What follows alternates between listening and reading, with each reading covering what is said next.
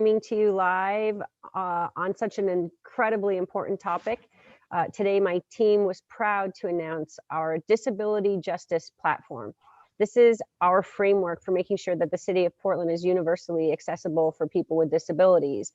And, you know, as we've been going through this campaign for over a year, we've worked so hard to bring experts from around the community. And that doesn't just mean a scholar or an executive director or someone who's held prior elective office, but we understand that the true experts when it comes to developing policies that are going to work are people who are most impacted by those policies. So you'll note that on our gun violence prevention policy we released, that was very much led by youth. Same with climate justice, was much led by youth. A lot of our policies around housing and homelessness have been led by people experiencing housing insecurity or houselessness. And so this one is particularly special because we have the leads for developing this policy here with us today. Allen Hines and Nico Sarah are here, and they have really led the charge, in addition with one of my team leaders, Chris Walsmith, on developing this policy. So we're going to talk a little bit about that policy today. We'll walk through it a bit. I hope you can follow along on our website at sarah2020.com/disabilityjustice. You can find it there if you want to follow along. But really, we'll talk about the process. How are we going to be crafting community-led policy for the future? This is something that's going to be critical in the future so that we can be using our resources more wisely and empowering our communities, because, you know, our argument is that we have a lot of the capacity we need already, and we just need to harness it and leverage it and put our smart experts to work. So Nico, Allen, thanks for being here, and thanks for your hard work on this. Thank you. Thanks for having us. Yeah, so my name is Nico Sara. I'm white male passing queer and transgender person with disabilities, person of color with disabilities, and this is Allen.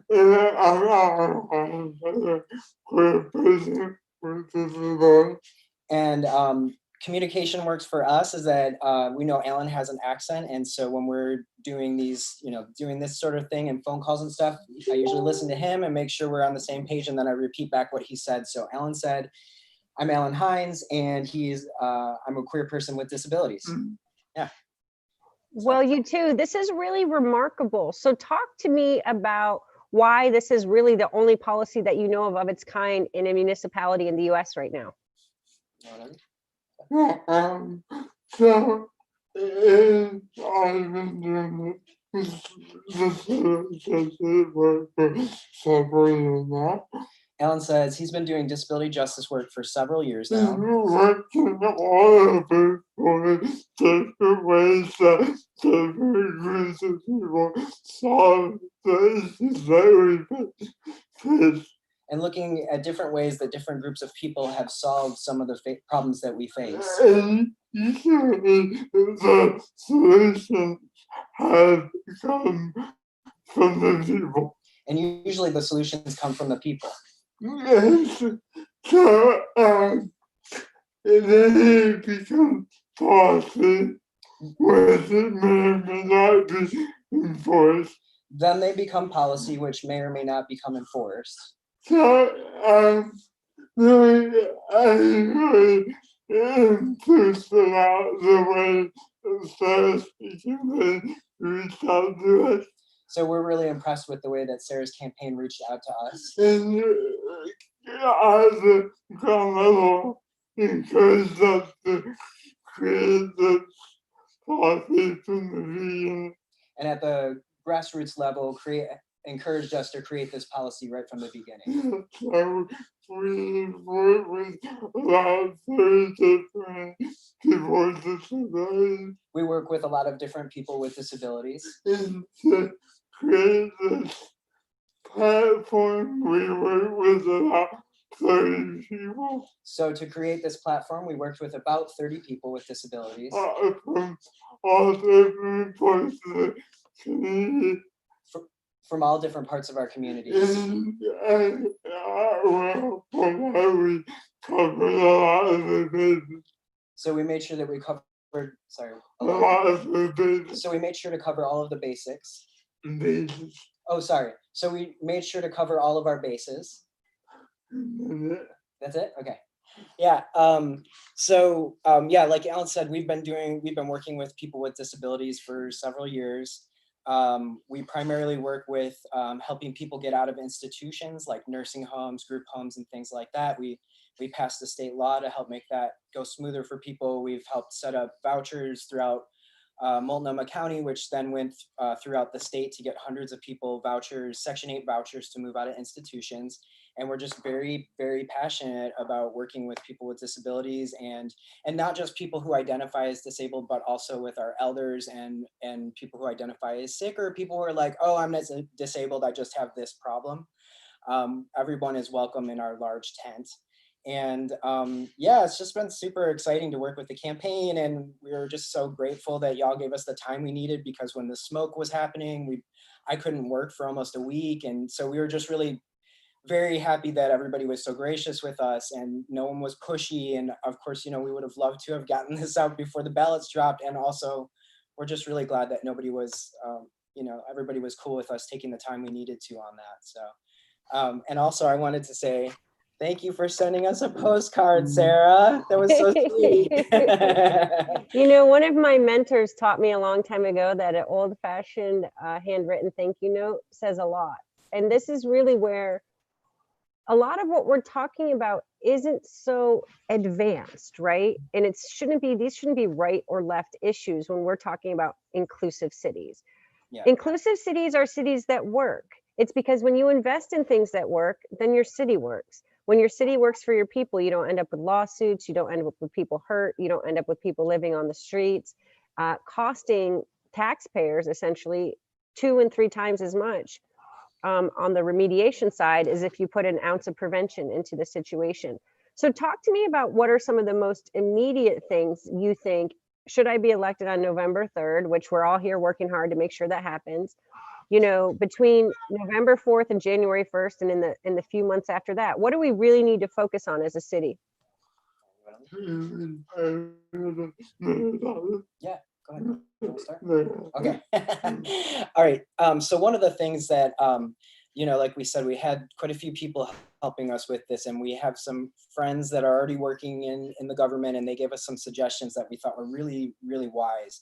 And one of them was to bring all of the people with disabilities that are working in City Hall into one office together under the mayor, so that they can coordinate and work together to help make things go smoother.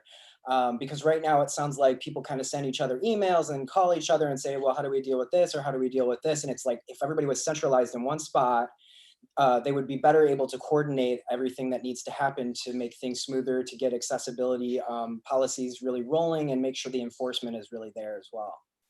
Yeah, I think another thing is to enforce the 2014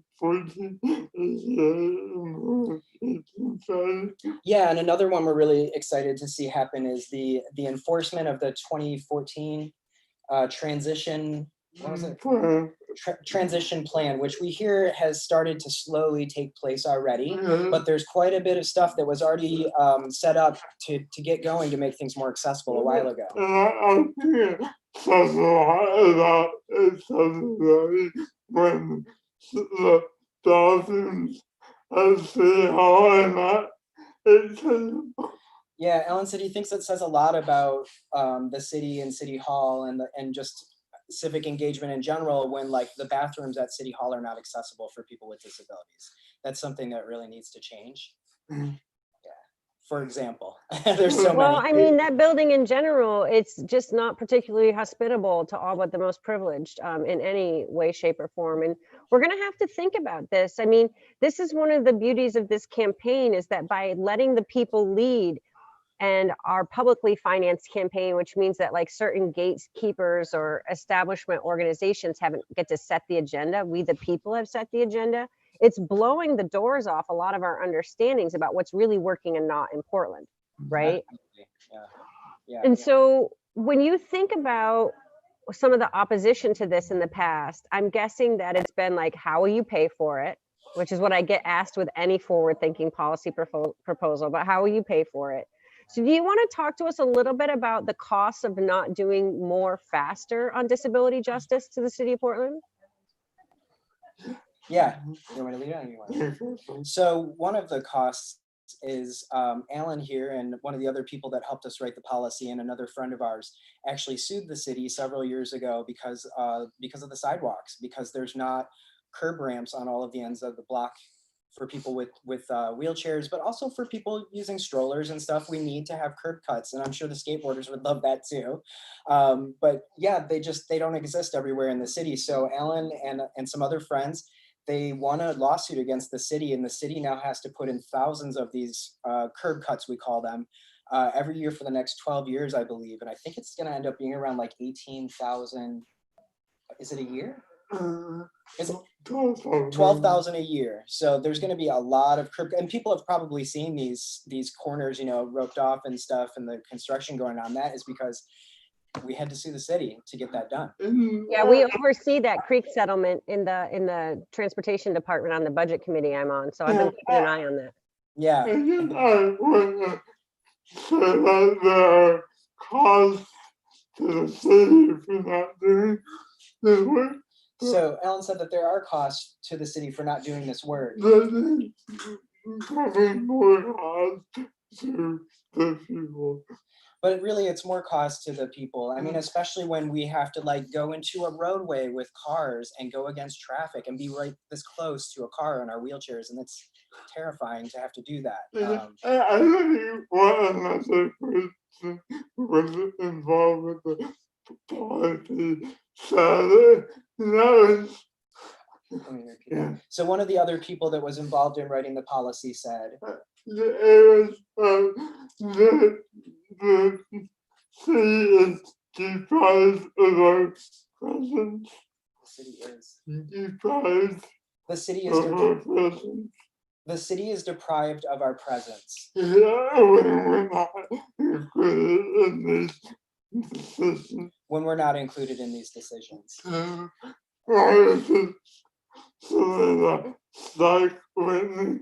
Yeah, that's something that really stuck with Alan. I like that too. Yeah. So there's a lot of complications that come from not all of us being able to get around and access all of the things that we need to have access to. We don't, as a community of different communities of people with disabilities, many of us just don't have access to getting to City Hall to testify, to be a part of the agenda, to run for office and things like that. It's just really, really rare for people with disabilities to do these things. And we really hope to change that with your help. So let's talk a little bit about some of the basics, right? When we think about the way the city differs from potentially the county or the state, we know the state focuses a lot on healthcare and education. At the county is a lot of healthcare. But the city is really about the bricks and mortar, right? It's the streets, it's the housing, it's the transportation systems. How do you see a more inclusive urban environment really helping Portland prosper for everyone? Let's see, will you start? Yeah. I don't know a lot of what was promised in the American Disabilities A lot of what was promised in the Americans with Disabilities Act Act was about bricks and mortar. was about brick and mortar. Can people get into a building? Can people get into a program? Can people get into vote? Can people get into a program? Can people get into a building? Can people get into a building? It's a lot of the things that we deserve the community. It's a lot of basic stuff that we really deserve in our communities. That we know that 30 years since the passage, we're not where we need to be. And we know that it's been 30 years since it passed and we're just still not where we need to be. So I think that when we say that the investments that need to happen, they start at the same level. And so when we think about the investments that need to happen at the city level, They start at the same level. sorry, they start at the city level. Yeah. Yeah. And when I think about this, you know, again, talking about the ADA, it's the 30th anniversary, and a lot of people have been really excited about that. And for me, I'm looking at the ADA and saying, wait a minute, housing isn't part of the ADA?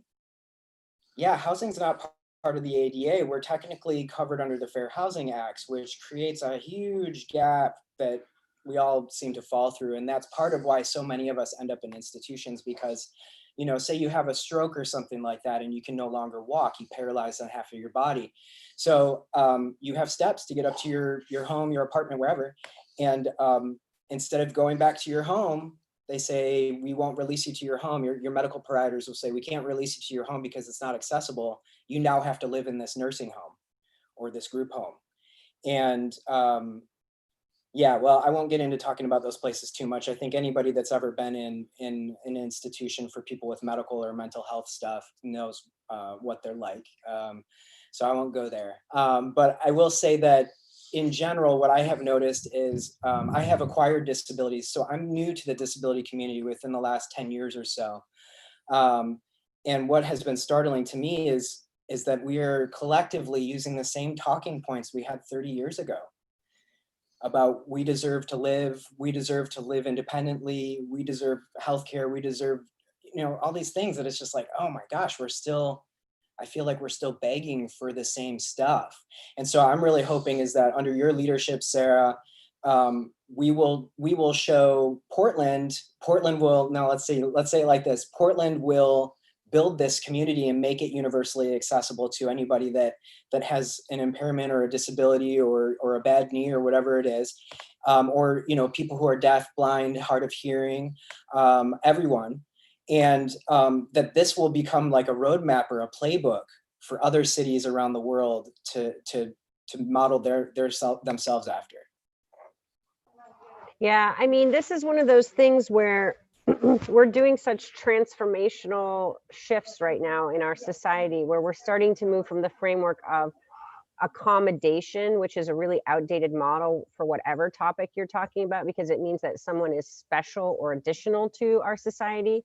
Right. Where in an inclusive cities framework, every single person is important, has something valuable to add, and is seen as a resource in our community, and no one is discarded for being slightly different, because what we know is that we're all slightly different, right? And that what we've allowed is dominant culture to define which differences are acceptable and which differences are too much for us to deal with. But this is where having a disability justice framework, I think, is going to help us on other fronts too, because when you make this commitment to disability justice, then things like racial justice and housing justice and climate justice, the education level of people in our city will expand.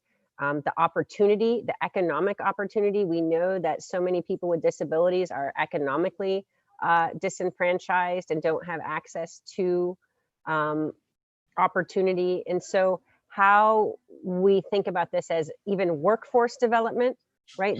These don't have to be separate from our other goals that we're trying to accomplish, but really it's saying, let's be more comprehensive in our thinking. Would you agree? Absolutely, absolutely. And we saw messages come through from a good friend of ours that has a kid with disabilities in the public schools here. And kids with disabilities, especially, you know, the more severe your disability, the kid's disability is, they're essentially segregated, which is wrong. People who are deaf and hard of hearing, blind, they don't always have access to emergency information. Wildfires are happening. There, you know, something else is going on. No one's telling them what's happening. You know what I mean? So the segregation of people with disabilities starts really, really early on, and being able to break away from this and figure out how to reintegrate all of us back into our society is just so important, because we do have things to offer. We do have things to bring. And also we're going to catch everybody else. So maybe somebody's just starting to lose their hearing and they're having a little bit of a hard time and they're straining, but if maybe they don't understand ASL, but if we have somebody captioning, they can read the captions, right? Then of course we start getting into, well, what if English is their second language, you know? So we start, you know, there's layers and layers and layers of things that we can do about making things more accessible. And it's just so exciting to us that you care about this, that you hired us and actually paid us to do this work, because most of the time people, we're an afterthought. People, oh yeah, we should throw something in about disabilities, right? Oh yeah, those people, they're a voting bloc. Maybe we should include them. And it's like, wait a minute. you came to us and said, we want you to do this. And that's just been so awesome. You got Well, something? Oh, go ahead. I was just gonna, I'll let Alan speak. Yes, Alan said, go ahead, Sarah. Well, I mean, this brings me back to these principles though. Climate preparation, no one gets to be left out of a resilient city. Everyone is included and ready for the worst case scenario. We're seeing under COVID right now the impacts of not having everyone ready for worst case scenario and who's disproportionately affected. Yeah. When you talk about housing affordability, we can't have people with disabilities disproportionately tipping into houselessness because the costs even there on that side so much more increased than it is for us to keep people housed in the first place. And ultimately intersectional justice and thinking about equality, these are not things that we should be taking lightly or as an afterthought, because look at the costs right now of racism on our society. Look at the costs of exclusion on our society. It's costing us so much more money to deal with it as an afterthought than it would be for us to be intentional with our actions and really work on crafting humane, inclusive policies that are going to keep us working effectively for the foreseeable future. Absolutely. Absolutely. Well, any closing thoughts, guys, folks, people? I just think that this policy is the beginning of something good. Alan says that he believes this policy is the beginning of something really good. I'm waiting forward to having a progressive mayor and a progressive city council. Alan's really excited about having a progressive mayor and a progressive city council to really make these necessary changes. Yeah. Thank you, Sarah. Well, hey, thanks to you both, and thanks for your cameo in my TV commercial. I don't know if you watch too much TV, but I saw you in there. So thanks for all you're doing to promote the campaign. Just know there's a lot of people here working the phones, volunteering to get us across the finish line. I hope folks will go to sarah2020.com/disabilityjustice and read through this, give us their honest feedback. If they support this, they can write a letter to the editor, tell their friends, make sure that we're electing people who are foregrounding these ideas, and hopefully, fingers crossed, we'll have a new mayor on November 4th. Yay, vote for Sarah, everybody. We need her. Thanks. Thanks, Allen and Nico and Amanda and everybody who pulled this live stream together.